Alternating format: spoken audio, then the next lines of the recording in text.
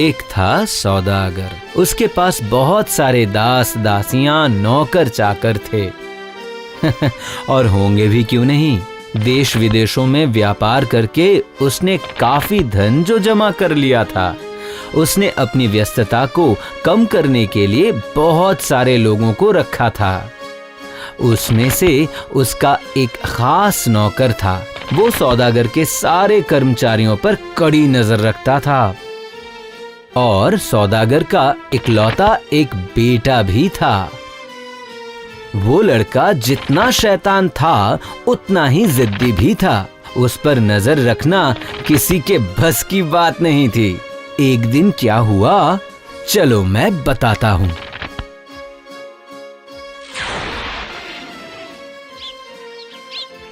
पिताजी, आप यहाँ खड़े होकर क्या कर रहे हैं? चलिए ना, मेरे साथ खेलिए। अरे बेटा, मैं यहाँ ऐसे ही नहीं खड़ा हूँ। आज बाहरी देश से जहाज में भरकर मसाले आने वाले हैं। मैं उसी का इंतजार कर रहा हूँ। जहाज तो अभी तक नहीं आया है, तब तक मेरे साथ खेलिए ना पिताजी। तुम कैसी बात कर रहे हो बेटा, बस वो जहाज आने ही वाला है।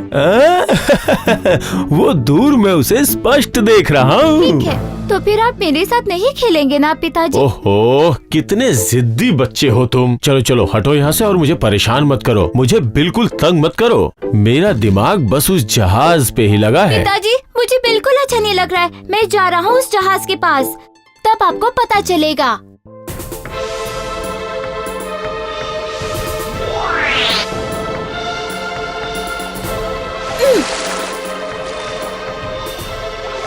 बचाओ! बचाओ! अरे, ये क्या किया तुमने? अरे कोई है, मेरे बेटे को बचाओ। इस गहरी नदी में वो डूबकर मर जाएगा। अरे तुम लोग खड़े खड़े देख क्या रहे हो? अरे कोई जाओ और मेरे बच्चे को बचाओ। लगता है मेरी आंखों के सामने ही मेरा बच्चा डूब जाएगा। लेकिन अब मैं क्या करूं?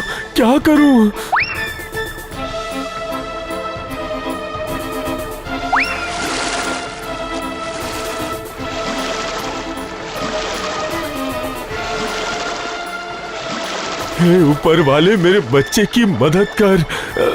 लगता है वो जरूर मेरे बच्चे को बचा लेगा।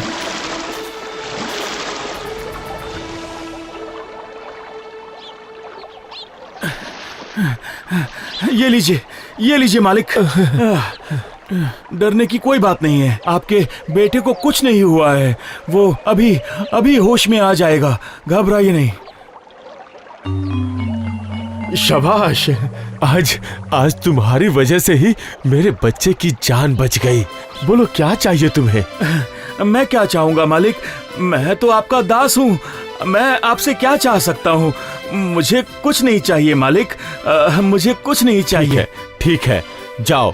आज से मैंने तुम्हें आजाद किया। जाओ, अब तुम अपनी जिंदगी अपनी मर्जी से जियो। आज से तुम मेरे अधीन नहीं हो, पूरी तरह से स्वतंत्र हो। वो तो ठीक है मालिक, पर अब मैं करूँगा क्या?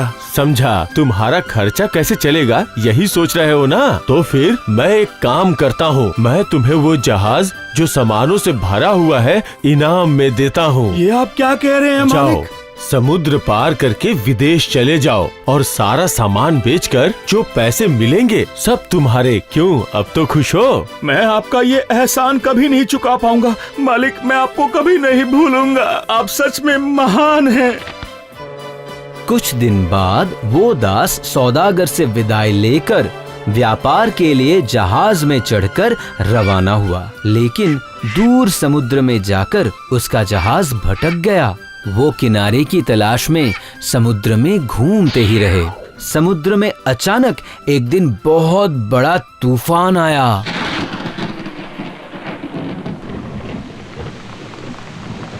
अरे जहाज संभालो, लहरों से जहाज हिल डुल रही है। कहीं समुद्र के बीच हम लोग फंस ना जाएं। अरे जहाज संभालो। अरे क्या करूं? ये जहाज तो मुझसे संभल ही नहीं रही। क्या करूं? इतने तूफान में इस जहाज को संभालने में बहुत ही मुश्किल हो रही है। अरे ये क्या हो रहा है? ये पानी है इतना। इस तूफान की वजह से व्यापार नहीं हो पाया। उस भयंकर तूफान ने जहाज को तहस नहस कर दिया। सारे लोग और सामान तितर बितर हो गए और जाने कहां खो गए। लेकिन वो दास किसी तरह बचकर एक द्वीप पर आ पहुंचा।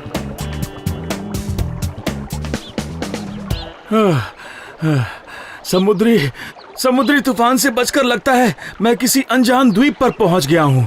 चलो चलो, कम से कम जान तो बच गई। जहाज का नामो निशान भी नहीं बचा है। जहाज तो नजर भी नहीं आ रही है। लगता है वो लोग भी बचे नहीं हैं। लेकिन अब मैं इस निर्जन द्वीप पर करूंगा क्या? लगता है अब मैं बच नहीं पाऊंगा। धूप में जलकर मर जाऊंगा। और यहाँ खाने के लिए कुछ भी नहीं है। बहुत बहुत बहुत भूख लगी है। यहाँ बैठने के बजाय अगर मैं द्वीप में घूम कर आऊं तो हो सकता है कि मुझे कुछ खाने के लिए मिल जाए। चलो चलकर देखता हूँ।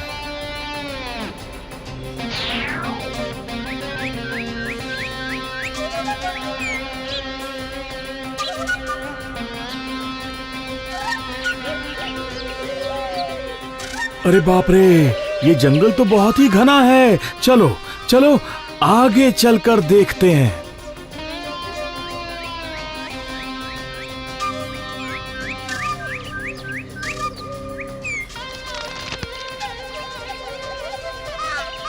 अरे बाप रे, ये तो बहुत बड़ा मैदान है और मैदान के बीचों बीच ये बड़ा सा महल। मुझे भूख लगी है, जाकर देखता हूँ। हो सकता है खाने के लिए कुछ मिल जाए। मुझे लगता है ये एक बहुत बड़ा शहर होगा। ये तो चमत्कार हो गया। जरा अच्छे से देख कर आता हूँ, कहीं मेरी आंखों से धोखा ना हो जाए। देखता हूँ, क्या पता। ना ना ना ना ना ना, ना। मेरी आंखें धोखा नहीं खा सकती। सामने बहुत सारे लोग बाहर आ रहे हैं। लगता है वो तो मेरी तरफ ही आ रहे हैं। अरे अरे अरे, बाप रे, कहीं मैं मुसीबत में ना फंस जाऊं। अगर मैं फंस गया तो ना जाने मेरे साथ क्या होगा। हे ऊपर वाले, मुझे बचाओ। महाराज का स्वागत है। महाराजा दीर्घायु हूँ। ये लोग तो मुझे महाराज कह के बुला रहे हैं। कहीं मुसीबत में फंस गया तो मुझे दिमाग से काम लेना होगा। हाँ, अरे छोड़ो मुझे। आखिर मैंने किया क्या है?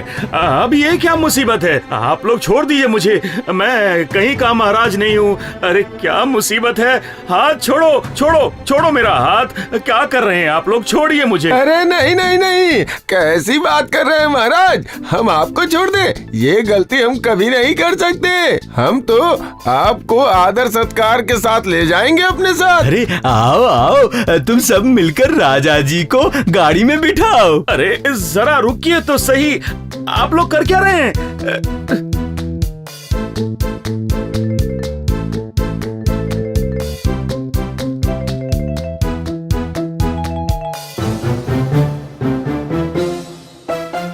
जय हो महाराज, जय हो। अब महाराज को माला पहनाओ, नजर उतारो। महाराज की सेवा में कोई कमी नहीं होनी चाहिए। ये मैं क्या सुन रहा हूँ और मैं क्या देख रहा हूँ?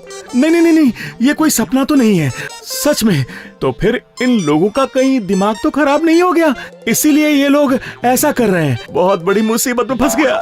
महाराज आप क्या खाएंगे? आज्ञा दीजिए महाराज। फल मिठाई जो कहेंगे सब ले आऊंगा। उसके बाद नर्म बिस्तर के नर्म तकिए पर सर रखकर सो जाइएगा। वो सब भी तैयार कर रखा है हमने। नहीं नहीं, मैं तो जाग रहा हूँ और मैं होश में भी हूँ। जो कुछ भी हो रहा है ये सब सच ही लग रहा है। नहीं नहीं, इन लोगों से मैं पूछ कर देखता हूँ कि मामला आखिर है क्या। हाँ ठीक है, पूछता हूँ। सुनिए, आप लोग जरा यहाँ आएंगे? हाँ इधर आ जाइए। हाँ आप दोनों यहाँ आइए। आइए। बोलिए महाराज, हुक्म कीजिए। अच्छा, ये बताइए कि आखिर ये सब हो क्या रहा है? मेरी तो कुछ भी समझ में नहीं आ रहा। हाँ। क्यों महाराज, आपको क्या समझने में परेशानी हो रही है? मुझे बताइए, मैं आपकी मदद कर देता हूँ। अच्छा, जरा मुझे यही बताइए कि आप लोग मुझे महाराज क्यों कह रहे हैं और मुझे इतनी इज्जत क्यों दे रहे हैं? साफ साफ बताइए ना। महाराज, हम लोगों में कोई भी मनुष्य नहीं है, हम सब प्रेत गंधर्व हैं। क्या क्या क्या क्या क्या? पर हम देखने में मनुष्य की तरह ही हैं। बहुत दिनों पहले हमने मनुष्य जाति के राजा को पाने के लिए हम सभी ने मिलकर प्रार्थना की थी। पर ये तो बताइए कि मनुष्य राजा क्यों? क्योंकि मनुष्य से ज्यादा बुद्धिमान और कौन है? और उस दिन से आज तक हमें मनुष्य राजा का अभाव नहीं हुआ है।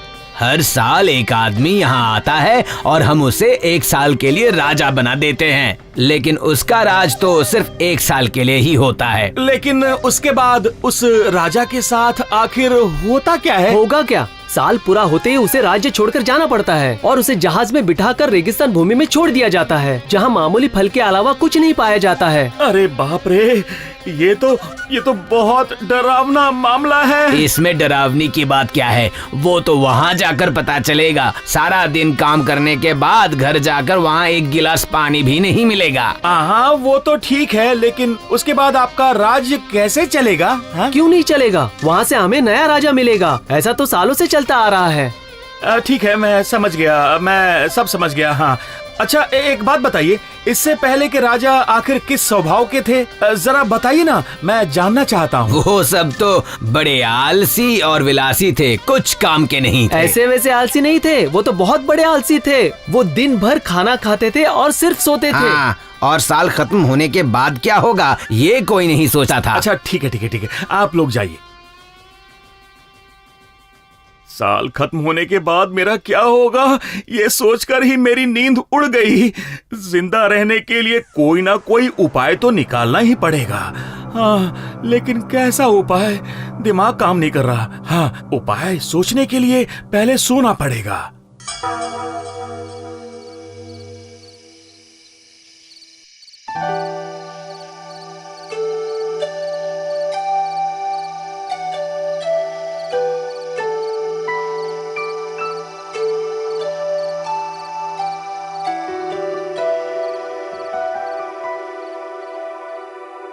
पूरी रात सोकर सोचने के बाद भी कोई रास्ता नहीं निकला।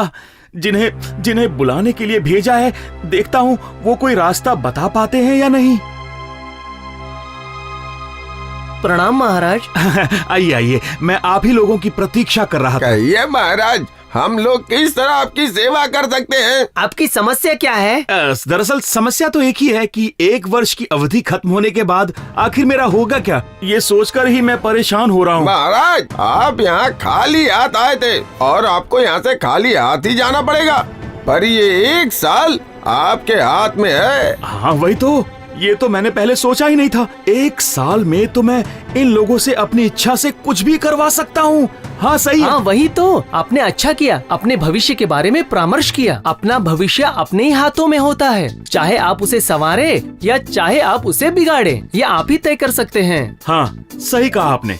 अब मुझे क्या करना है वो तो मैंने सोच लिया है। अब मुझे कुछ ऐसे लोगों की जरूरत है जो मेरे कहे मुताबिक काम कर सकें। आप तो बहुत चतुर हैं महाराज। मैंने बोला नहीं कि आपने समाधान भी निकाल लिया। समाधान ही नहीं निकाला, मैं इन 1 वर्षों के लिए पूरी तरह से तैयार हूँ। आपकी योग्यता पर हमें पूरा भरोसा है। हम जान गए हैं, अब जो भी करेंगे यकीनन बहुत ही अच्छा करेंगे।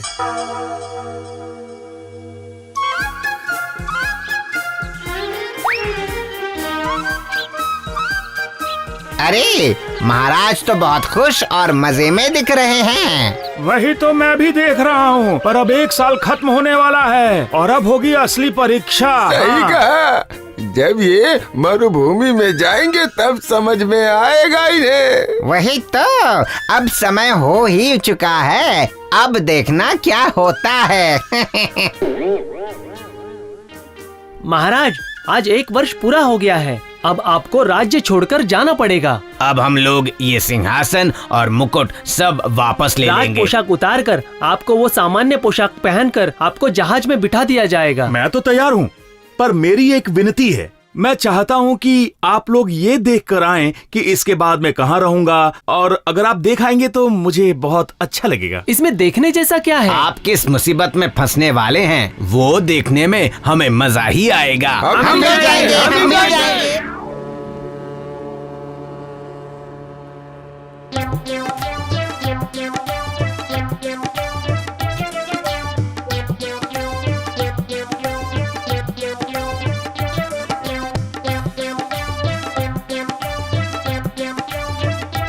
क्यों, देखकर कैसा लग रहा है? ऐसा ही सोचा था ना आप लोगों ने?